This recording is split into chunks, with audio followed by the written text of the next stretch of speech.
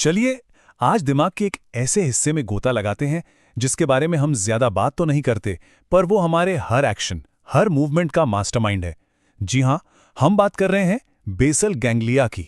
कभी ये सवाल दिमाग में आया है कि किसी भी एक पल में हमारा दिमाग ये कैसे तय करता है कि बस यही एक काम करना है और बाकी सब कुछ नहीं? मतलब चाहे कप उठाना हो या चलने के लिए पहला कदम बढ़ाना हो, आखिर ये चुनाव होता कैसे है? तो इस बड़े सवाल का जवाब छिपा है बेसल गैंग्लिया में। इसे हम अपने दिमाग का एक्शन सिलेक्टर मान सकते हैं। मतलब ये गेट कीपर की तरह है जो फैसला करता है कि कौन सी हरकत को अंदर आने देना है और किसको बाहर ही रोक देना है। तो टेक्निकली बेसल गैंग्लिया है क्या? असल में ये दिमाग की गहराई में बसे कुछ स्ट्रक्चर्स का एक ग्रुप है और इसका काम, जैसा कि हमने कहा, एक ही साथ एक्सेलरेटर और ब्रेक दोनों का है।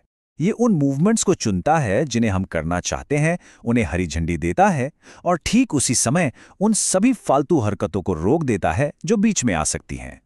अच्छा, तो अब जब हमें ये पता चल गया है कि ये करता क्या है, तो क्यों ना इसके अंदर झांक कर देखें। चलिए मिलते हैं इस मूवमेंट क्रू के मेन प्लेयर से जो मिलकर ये सारा कमाल करते हैं। ये देखिए, पहली नजर में ये दिमाग के एकदम अंदर गहराई में छिपी हुई सी शेप की संरचनाएं हैं।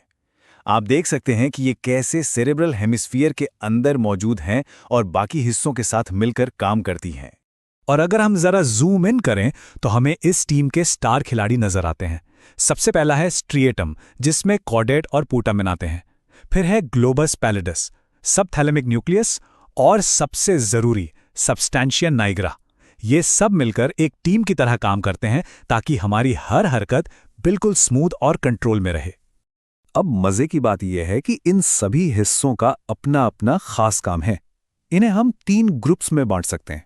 देखिए, कुछ हैं इनपुट न्यूक्लियाई, जैसे कॉर्डेट और पुटामेन। इनका काम है बाहर से, मतलब कॉर्टेक्स से सिग्नल लेना। फिर आते हैं इंट्रिंसिक न्यूक्लियाई, जो इन सिग्नल्स को प्रोसेस करते हैं। और आखिर में है आउटपुट न्यूक्लियाई, जो फाइनल कमांड भेजते हैं।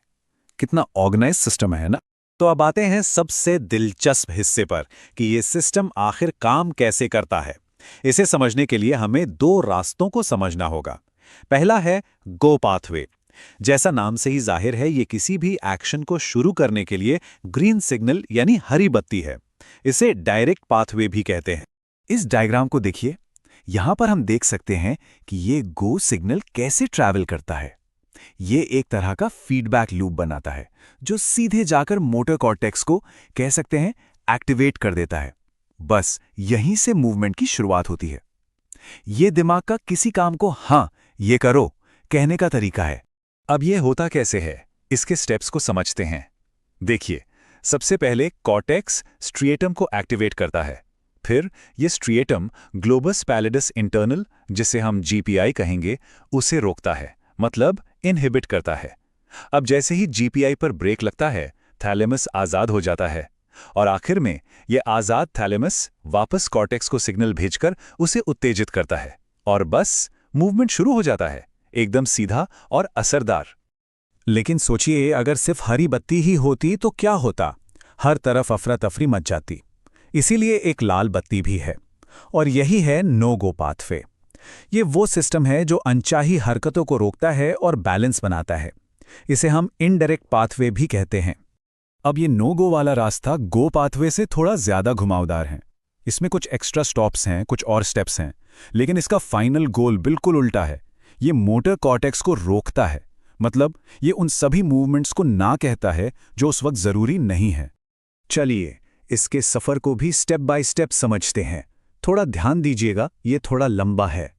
तो शुरुआत वैसे ही होती है। कॉर्टेक्स स्ट्रिएटम को एक्टिवेट करता है, लेकिन इस बार स्ट्रिएटम ग्लोबस पैलिडस एक्सटर्नल यानी जीपीई को रोकता है। अब जीपी के रुकने से क्या होता है? वो सबथैलेमिक न्यूक्लियस या एसटीएन को रोकना बंद कर देता है। तो अब एसटीएन आज़ाद हो गया। ये आज़ाद एसटीएन तुरंत जाकर ग्लोबस पैलिडस इंटरनल यानी जीपीआई को एक्टिवेट कर देता है और आखिर में ये एक्टिव जीपीआई थैलेमस पर जोरदार ब्रेक लगाता है। नतीजा, मूवमेंट रुक जाता है। तो अब दोनों को एक साथ रखकर देखें। गो पाथवे एक सिंपल सीधा रास्ता है जो थैलेमस को आज़ाद करके मूवमेंट को बढ़ावा देता है। दूसरी तरफ है नो गो पाथवे, जो ज्यादा कॉम्प्लेक्स है और थैलेमस पर ब्रेक लगाकर मूवमेंट को रोकता है। सीधी सी बात है, एक है एक्सेलरेटर और दूसरा है ब्रेक। तो सवाल ये उठता है कि इस एक्सेलरेटर और ब्रेक के बीच तालमेल कौन बिठाता है, कब गैस दबानी है और कब ब्रेक। यहीं पर एंट्री होती है हमारे हीरो की, डोपामीन। ये केमिकल इस पूरे सिस्टम का मास्टर रेगुलेटर है। तो ये जो डोपामाइन है ये आता है सब्सटेंशिया नाइग्रा से, और ये एक मॉड्यूलेटर की तरह काम करता है। मतलब ये दोनों रास्तों गो और नो गो को एक साथ कंट्रोल करता है, और इसी कमाल के कंट्रोल की वजह से हमारी हरकतें इतनी सटीक और स्मूथ होती हैं। इसे और भी आसान तरीके से समझते हैं। डोपामिन गो पाथवे के लिए एक्सेलरेटर है और नो गो पाथवे के लिए ब्रेक। मतलब ये D1 रिसेप्टर्स के जरिए गो पाथवे को और तेज करता है और D2 रिसेप्टर्स के जरिए नो गो पाथवे को धीमा कर देता है। तो नेट इफेक्ट क्या हुआ? जो मूवमेंट हम करना चाहते हैं वो और आसानी से हो पाता है। ये पूरा सिस्टम एक बहुत ही नाजुक बैलेंस पर टिका है, लेकिन सोचिए क्या होगा अगर ये बैलेंस बिगड़ जाए। जब ये बैलेंस बिगड़ता है तो नतीजे काफी गंभीर हो सकते हैं। जैसे कि हमने देखा, ये पूरा नेटवर्क एक्टिवेशन और इनहिबिशन यानी चालू करने और रोकने के एक फाइन बैलेंस पर चलता है। अगर इस नेटवर्क में कोई भी गड़बड़ी हो जाए, जैसे कि डोपामाइन की कमी, तो कई तरह के मूवमेंट डिसऑर्डर्स पैदा हो सकते हैं। पार्किंसंस डिजीज इसका एक बड़ा उदाहरण है, जिसमें मूवमेंट्स बहुत धीमे हो जाते हैं। वहीं हंटिंगटन डिजीज में इसका उल्टा होता है, जिसमें अनकंट्रोल्ड हरकतें होती हैं। इससे पता चलता है कि ये बैलेंस कितना ज्यादा जरूरी है। तो आखिर में ये एक सवाल छोड़ जाता है, अगर हमारे सबसे आसान से आसान काम जैसे हाथ हिलाना या चलना इस गो और नो गो के छिपे हुए बैलेंस पर टिके हैं, तो हमारी जिंदगी में और क्या-क्या चीजें हैं जो इसी तरह की खींचतान पर निर्भर करती हैं। चाहे वो हमारे फैसले हों, हमारी आदतें हों या फिर हमारे इमोशंस को कंट्रोल करना हो, हर जगह शायद एक गो और एक नो गो सिग्नल काम कर रहा है। वाकई संतुलन ही सब